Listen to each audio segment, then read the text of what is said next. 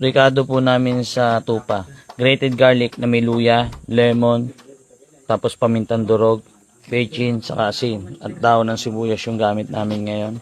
Ayun yung tupa natin. Ililitsyon mamaya. Abangan nyo po. Tingnan natin kung ano magiging resulta ng aming lechon ngayong araw. Ang gamit po namin, kawayan.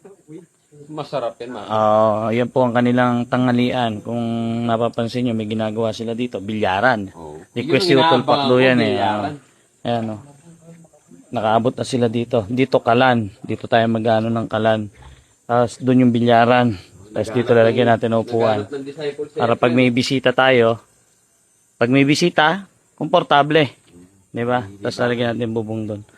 Tapos yung yero, ayusin natin yung hindi mainit. Para naman sa mga bisita, hindi nainitan. Tapos ang gagamitin namin na gas is regasco, syempre. Pero ngayon, maglilitsyon muna kami. Tupa. Tingnan nyo namin, Ricardo. Nung nakaraan, sinigang mix yung ginagamit natin. Ngayon, nag-iba tayo, lemon. Tapos yung bawang natin nun, buo. Ngayon, grated garlic. May luya to, may kasamang luya. Tapos paminta natin, kung nung nakaraan, medyo bubo. Ngayon, pinong-pino.